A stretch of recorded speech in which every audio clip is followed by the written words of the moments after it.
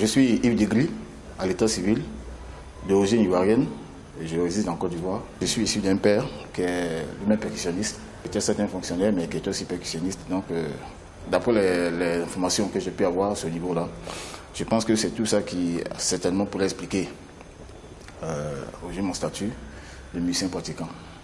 J'ai commencé à la musique pratiquement dans les années 90. Dans les années 90 précisément, en 1992. En 1992, j'avais été coaché par un aîné à moi, M. Didier Souan, qui fut à l'époque le batteur de la chanteuse Constance. Tout a évolué de façon graduelle. On a commencé nos premiers pas à l'église, dans le cadre de l'église, et c'est au fur et à mesure qu'on a commencé par intégrer certaines formations musicales, jusqu'à ce qu'on soit, je veux dire, au stade, en situation d'accompagner des artistes. Et depuis lors, pour ce que j'ai comme souvenir, il m'est arrivé de travailler avec le chanteur entier, nom de Guilou, qui a fait une tournée en Côte d'Ivoire et il a eu un concert, je crois, au Palais des Sports, au Parc des Sports du Treichville précisément, en 95. Voilà. Pour mémoire, je pense que c'est à cette date précise que j'ai commencé par travailler avec des artistes internationaux. Existe-t-il une explication, une réponse rationnelle? Je ne sais pas exactement, mais en tout cas, la seule formulation que je peux faire, c'est que j'ai constaté que je me suis retrouvé à exercer la musique. Exercer la musique parce que, comme je l'ai dit d'entrée de jeu, la musique est quelque chose d'inné. Alors donc, partant de cette réalité-là, on se retrouve sans forcément le prévoir à faire la musique, de la façon la plus naturelle. Donc, déclin, je ne saurais exactement vous donner l'élément de réponse précis, mais c'est un certain que je peux vous répondre en tout cas. Les choses dans l'ensemble n'ont pas été totalement négatives, parce que dans tous les cas, dans la vie, les moments difficiles servent toujours. Donc je ne parlerai pas, je ne serai pas un tragédiste, seulement ce que je peux dire, c'est qu'effectivement, on a eu des moments difficiles, parce que vous le savez certainement mieux que moi, qu'en Afrique subsaharienne, en Afrique francophone en l'occurrence, nos politiques culturelles ne sont pas assez développées. Alors, ça fait que ce n'est pas toujours évident pour le musicien, pour l'artiste, je veux dire, de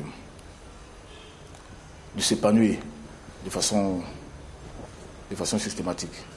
Donc je pense que à ce niveau-là, je peux effectivement affirmer que effectivement, il y a eu des moments difficiles. Parce que comme je dis basiquement, fondamentalement, en Afrique francophone, les politiques culturelles n'étant pas assez rigoureuses, font que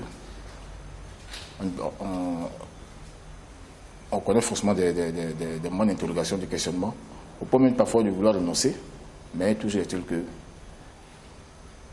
la nature, ce que nous sommes, finit toujours par s'imposer à nous. Voilà, quelqu'un a dit chasser le naturel, il revient toujours au galop. Donc je peux dire que c'est... Donc je suis positif, en tout cas généralement je suis positif. Voilà. Nous avons affaire à un public un peu hybride. Il y a des personnes d'un certain âge qu'on appelle généralement les premières générations, et il y a les générations plus récentes.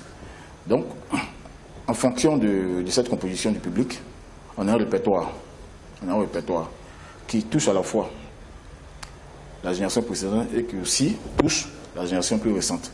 Donc, en fonction de la composition de ce public-là, on a un répertoire.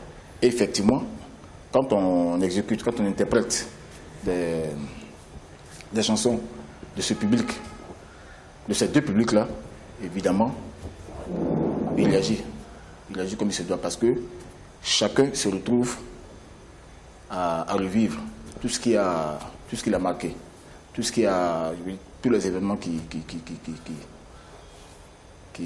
ont ponctué sa vie au plan social, au plan personnel. Donc c'est un peu ce public-là.